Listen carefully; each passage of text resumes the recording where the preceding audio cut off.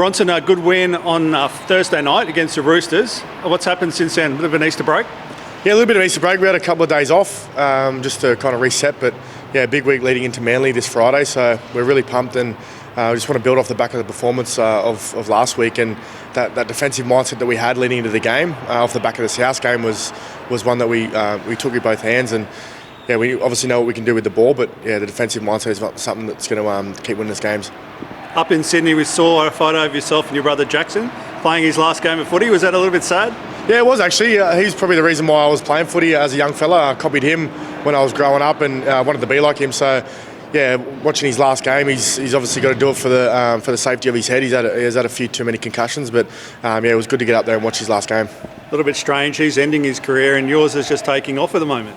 Yeah, I'm really privileged and proud to be wearing this jersey each week. I look at the jersey each game, before we run out, and I'm really honoured to pull that jersey on. And you look at some of the names that have come before and some of the names in the team at the moment. To be standing alongside those blokes and playing each week it's unbelievable.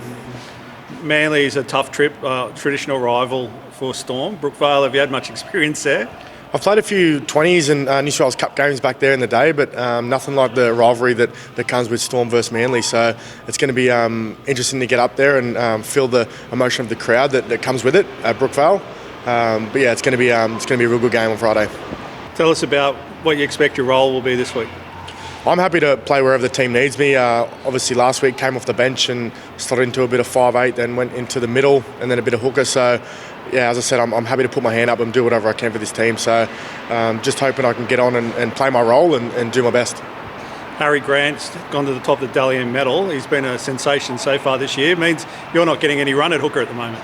Yeah, it's no surprise that he's at the top. Come off the back of his World Cup campaign, then into the pre-season, he was clearly our best, and we knew what he was going to bring to the team this year. And as I said, I'm happy if I jump on anywhere in the team, and it's not just hooker, but I can play a bit anywhere. So yeah, Harry's unbelievable, and to play alongside him each week these last couple of games has been outstanding. Over pre-season, did you have much time to tap into his brain about playing hooker? I did. He gave me a lot of advice. Obviously, waited for him to get back from the World Cup. We had a fair few weeks before Christmas before he come back. But when he come back, he gave me a lot of advice and things to do and things to look for and how to not overplay your hand when you're in hooker. So I guess I've been taking that in my stride when I do get the opportunity to play there. I only played about 5 minutes at hooker, but when I do get the opportunity to go in there and have a bit of game time, then I know that some of those things he's told me in the back of my head are going to help me. And finally, a lot of your training over pre-season was about playing hooker, taking a bit of weight off, changing a little bit about your fitness. What's happened now? You're not playing hooker, but you're back on the edge, you're in the middle. How's that worked out? Yeah, I think hooker is one of those positions where you need to get your reps in to be decent.